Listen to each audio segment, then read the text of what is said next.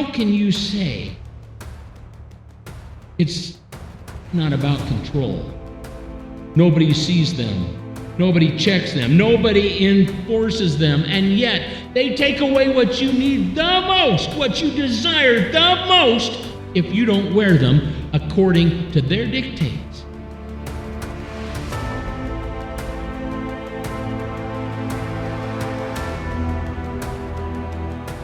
I'm Lance Earl, a 60-year Mormon who discovered the road less traveled.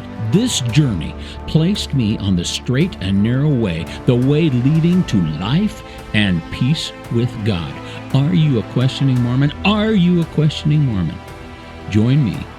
You need not walk alone.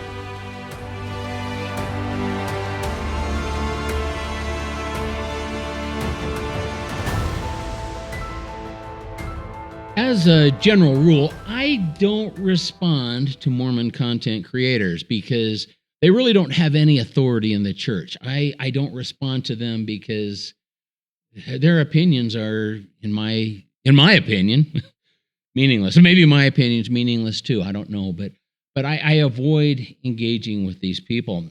I instead prefer to respond to the things that their prophet and apostles would say, because those things, they are binding upon the church. They are meaningful. And if they say it and it is proven wrong, then, well, that means something. If just some Joe Blow says something, well, that's a different matter altogether. But today, I'm going to break my rule.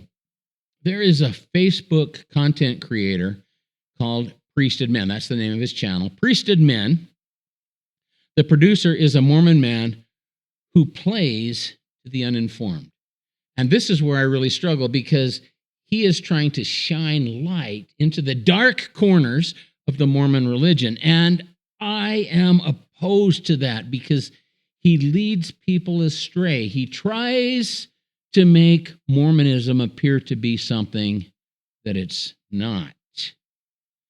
And he recently released a video really kind of angered me, and so I want to address it. He asked the question, why do I wear the Mormon garment? And he held up his shirt like this, which is, of course, where the two Masonic symbols are in his garments. Why do I wear the Mormon garment? And he insisted, it's not about control. Nobody sees them. Nobody checks them. Nobody enforces them. And I went, this guy is lying to people that don't know any better. So while he plays to the uninformed, he forgets that there are men like me. So I hope you will enjoy our exchange. I commented, nobody checks or enforces? And then I said, no Temple Recommend interview lately? You see, in a Temple Recommend interview, I would submit that they do check and they do enforce. Well, we'll figure that out as we go. Priesthood Men responded, not one where they asked me to lift my shirt or take off my pants, LOL. Which ward are you in? You see, he said, no, they're not actually looking under my clothing to see if I'm wearing the proper underpants. No, he says, that's crazy. They don't do that. Well, I responded back. Perhaps we should review a few relevant Temple Recommend questions. Question number 4 says, do you sustain the President of the Church of Jesus Christ of Latter-day Saints as the prophet, seer, and revelator, and the only person on the earth authorized to exercise all the priesthood keys? Do you sustain the members of the First Presidency, the Quorum of the 12 Apostles, as prophets, seers, and revelators? Do you sustain other general authorities and local leaders of the church? You see, you have to say yes, which means you sustain the prophet, right down to your local bishop. You are required to sustain them all if you want to receive the Temple Recommend. The church leaders named in that question have delivered many prepared talks where they speak on the importance of wearing the temple garment. Therefore, you cannot answer that question with a yes unless you wear the garment according to the instructions that they've given them. And you can't sustain these men unless you're wearing temple garments. Question number 8. Do you strive to keep the Sabbath day holy, both at home and at church, and attend your meetings, prepare for and worthily partake of the sacrament, and live your life in harmony with the laws and commandments of the gospel?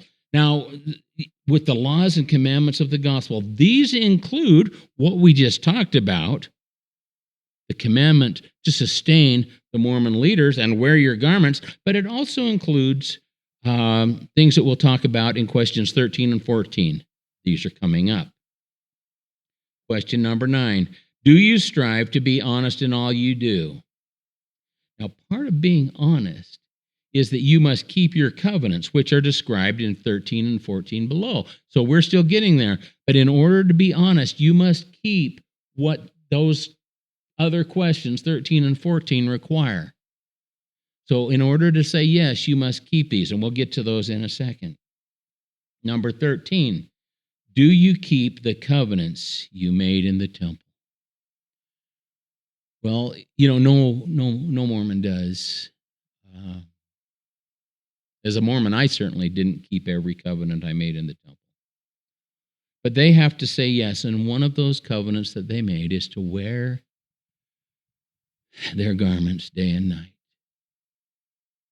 It's a covenant. Do you keep those covenants? Question 14.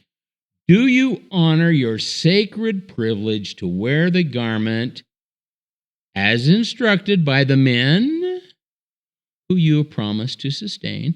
Do you honor your sacred privilege to wear the garment as instructed in the initiatory ordinances? Now, that's part of the temple process, and so that's a covenant that you make, a covenant that you promise to keep. Do you do it? And they have to answer yes, or they don't get their temple recommend. They have to answer yes to all of these questions, or they do not get their temple recommend.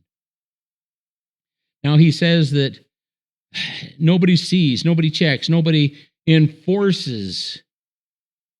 But let's take a look at what this might mean. Imagine that you are a Christian in the first century church in Ephesus. Now, Ephesus was a very pagan city. It was a very Roman city. It was a very immoral city, and there were people living there who were trying to honor their commitments as Christians. So imagine that you're one of these Christians living in Ephesus in the first century. Now, also imagine that your children are starving. The only food available to you is only available in the city marketplace, which is a walled-off square with gates where you must enter.